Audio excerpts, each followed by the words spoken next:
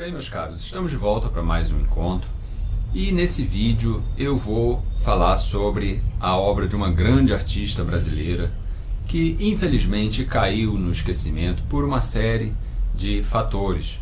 Essa artista é a Flora Morgan Snell. A Flora Morgan Snell nasceu em 1920 em São Paulo e a sua família então se estabeleceu em Petrópolis. E foi lá em Petrópolis, então, onde ela se cresceu e desenvolveu os seus estudos iniciais em arte. E a Flora era uma personalidade muito peculiar, uma personalidade muito particular, muito interessante, e ela se interessava pelo corpo humano. E ela estudou, então, arte por conta própria.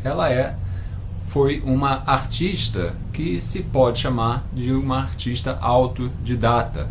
É claro que ela não estudava sozinha, baseada no nada.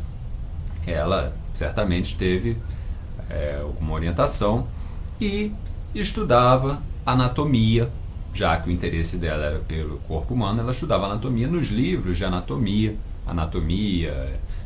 de medicina, anatomia artística, e também fazia algo extremamente particular, extremamente interessante e único. Ela frequentava campeonatos de lutas, frequentava campeonatos de boxe, onde ela podia testemunhar o seu objeto de interesse, que era o corpo humano, na relação com outros corpos. Ela podia testemunhar então a relação da musculatura humana. Ela podia então estudar ali nesses campeonatos a relação do corpo humano com o espaço, que é a grande característica da sua obra, a relação entre a figura humana e o espaço. A Flora então teve essa trajetória pessoal, particular. E quando foi no período de ter a sua formação oficial, ter uma formação ali de seus estudos formais mais sérios, ela se ofereceu numa banca, e o professor examinador disse para ela que não havia mais nada que pudesse ser ensinado a ela, que ela deveria seguir a sua trajetória naturalmente, por conta própria, e dar então prosseguimento à sua carreira, que já estava, de certa forma, iniciada. E ela ela participou de exposições, de mostras, e já como artista reconhecida, já tendo a sua trajetória, a sua marca pessoal como artista consolidada, ela se casou com um descendente da aristocracia francesa e foi morar em Paris. Foi morar lá no casarão da família, em Paris, e foi nesta mansão onde se estabeleceu a sua figura, a sua imagem de artista. Porque foi lá onde ela montou o seu ateliê e ela podia pintar em meio a aves, em meio aos pássaros que ela criava, soltos entre as obras. Ela era uma mulher que tinha uma concepção, uma concepção dimensional da vida. Ela misturava a realidade com a fantasia, com a imaginação, com o glamour. Era uma mulher muito bonita, uma mulher muito elegante, uma mulher que, onde chegava, atraía a atenção de todos. E sobreviveram, restaram muitas fotografias desses momentos dela no ateliê, pintando no ateliê, em meio às aves que ela criava. Então é um aspecto interessantíssimo da personalidade dela.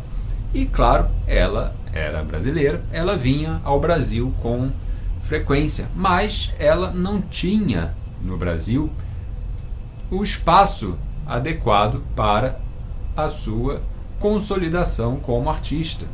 Ela não tinha aqui no Brasil mercado de arte que ela pudesse atender, ela não tinha um conjunto de instituições às quais ela pudesse submeter as obras, nas quais ela pudesse expor.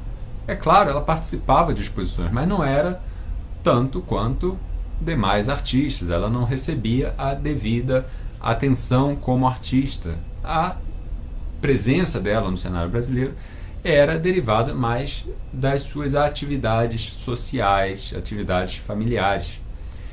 Isso por quê? Porque nós estamos falando da década de 1950. E na década de 1950 havia um projeto de uma arte brasileira que não fizesse referenciais à tradição, ao passado. Nós estamos falando daquele projeto de consolidação do que seria uma arte chamada, não de forma muito adequada, de arte abstrata. Não é arte simplesmente abstrata, é uma arte que se chamou de arte concreta, e depois houve também, em seguida, o movimento neoconcreto. Nós estamos na década de 1950 e início para os anos 60. E a Flora, ela não se dedicava a essa vertente da consideração da modernidade. Ela tinha uma concepção pessoal da modernidade. A obra dela era toda baseada em um lastro tradicional. Então ela fazia referências a Michelangelo, fazia referências a Tiepolo, mas você percebe que, em meio a essas referências, existem elementos na obra dela que são essencialmente modernos, elementos que fazem da obra dela a obra de uma artista moderna. Para a Flora, a modernidade não representava uma ruptura com o passado. A Flora tinha uma visão da modernidade como uma atualização do status humano. O ser humano, então, teria chegado com a modernidade a um novo status da sua evolução, da sua trajetória, e que, claro, essa evolução, essa trajetória não ia abandonar os aspectos anteriores, e sim, esses aspectos iam continuar presentes, iam ser incorporados a uma visão positiva, uma visão grandiosa que ela nutria da modernidade. E você vai encontrar nas obras dela essa abordagem da modernidade que só poderia ser feita por um artista essencialmente moderno. Quais são os elementos que estão na obra dela que revelam essa modernidade? Você repare que em muitas telas existem referências a elementos biomórficos. Então esses elementos são derivados, claro, da incorporação ao imaginário, à produção artística, enfim, à linguagem visual, ao nosso vocabulário visual. Esses elementos biomórficos são derivados do desenvolvimento do estudo da biologia. Esses elementos são derivados do desenvolvimento dos modernos microscópios, que possibilitaram a visão de diferentes processos biológicos. Então, ela não está aí fazendo referências apenas ao passado, ou então criando uma visão de um futuro ideal, um futuro maravilhoso. Não, ela está fazendo essa relação entre a tradição, entre os elementos da arte tradicional do Ocidente e aquilo que a sua época lhe oferecia como a atualização, como o que estava ocorrendo de fato, ali em ato, as conquistas da sua época. E a Flora, então, não tinha uma presença no cenário cultural brasileiro, cenário artístico brasileiro.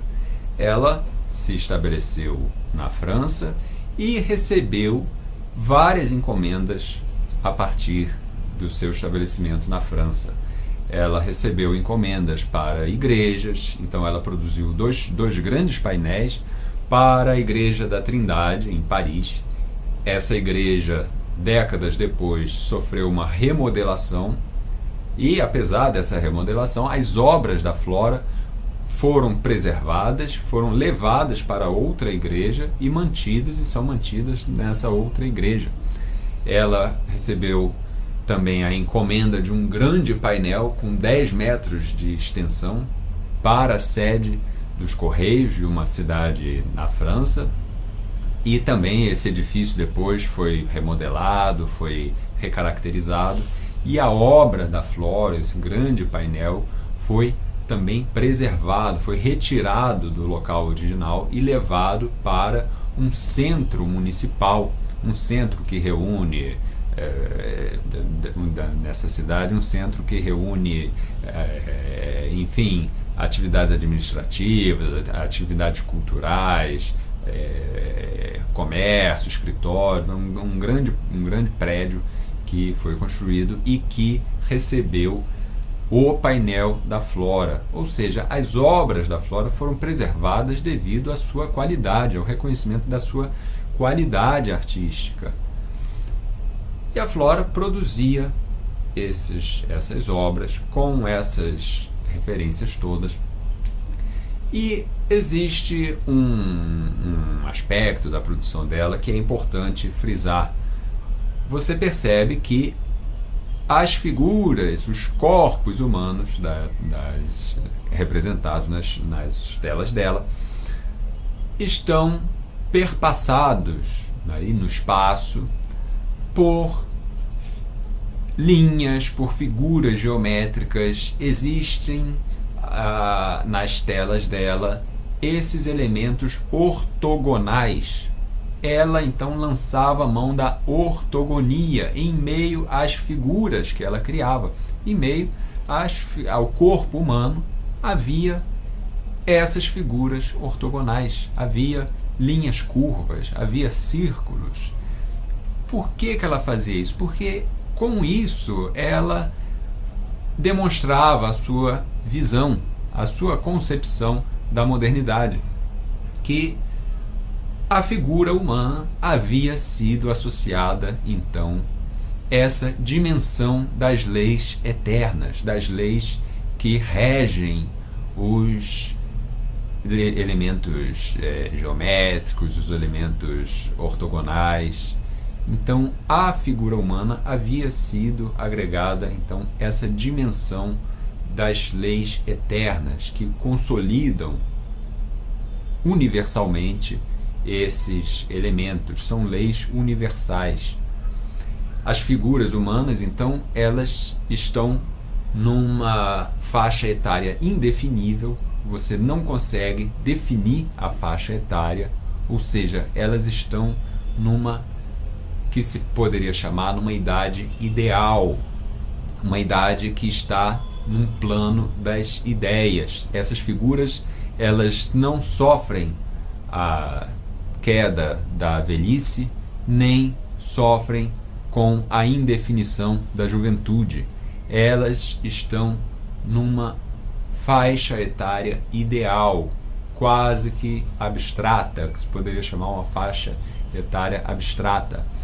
Essas figuras têm uma relação com o espaço, que é a relação que a Flora estudava desde o início da sua trajetória. Era um interesse pessoal dela, a relação das figuras com o espaço, a relação das figuras humanas com outras figuras, com elementos geométricos, com elementos sólidos, com arquitetura, enfim. Essa é uma característica da linguagem, do interesse da Flora.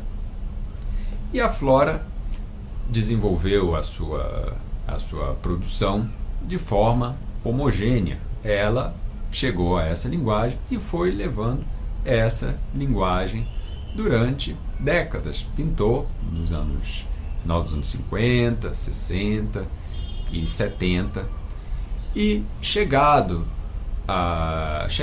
os anos 70, ela então interrompeu a sua carreira.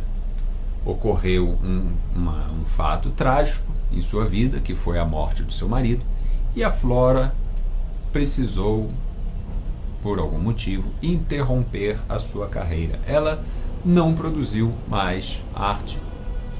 E isso, durante muito tempo, foi tido como um fato triste da sua vida, um fato a se lamentar. Afinal de contas, uma artista com uma trajetória tão única, com uma produção tão exemplar, tão característica, abandonar a arte assim, quase que de uma hora para outra. Mas eu, baseado no estudo da produção da Flora, baseado na sua, pelo menos no que eu consegui apreender da sua personalidade, da sua concepção de mundo, da sua visão dimensional das coisas, da realidade, da existência, eu ofereço então uma outra visão dessa interrupção da produção da Flora. E essa visão eu escrevi então num texto que eu publiquei, está publicado no meu blog, está publicado lá no meu blog, robertoormond.blogspot.com. O texto chama-se Flora Morgan Snell, pintora, artista brasileira.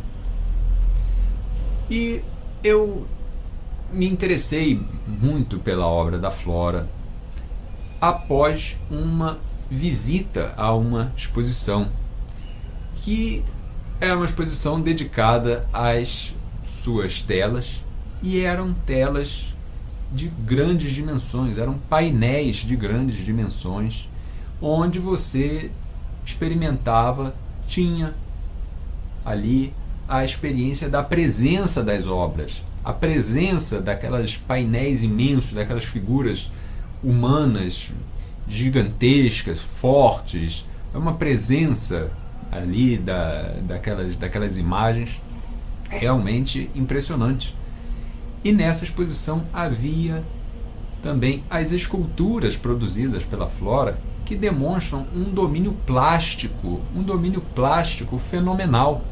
Ela tinha uma concepção do corpo humano, ela tinha essa capacidade de criar o corpo humano numa visão integral, uma visão tridimensional. Então não há nas obras dela um ponto de vista a ser considerado mais do que o outro. Não, ela criou obras para que fossem interpretadas na sua totalidade, desde a totalidade dos pontos de vista.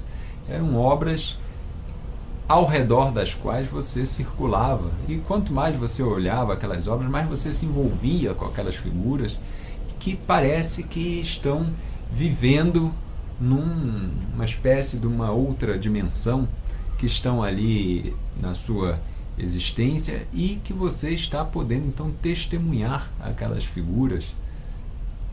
É uma experiência realmente fantástica.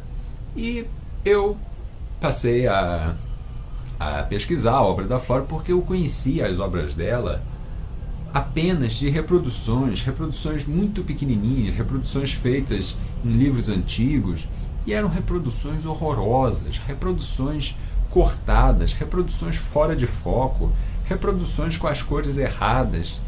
Isso é uma vergonha, porque no Brasil os livros de arte ainda sofrem atualmente, no final da segunda década do século XXI, ainda sofrem com a má qualidade, né? Com raras exceções, os livros de arte, com as reproduções de arte no Brasil,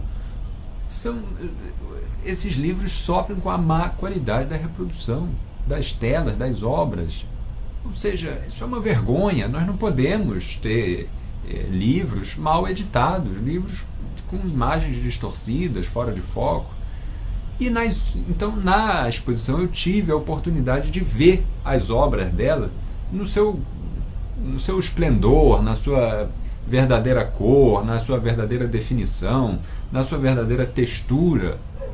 E então foi uma experiência realmente maravilhosa. E existem duas publicações, né, sobre a flora. Essa aqui foi a publicação que foi da época da exposição. É um livro que aborda aqui as obras da flora que estavam presentes na exposição.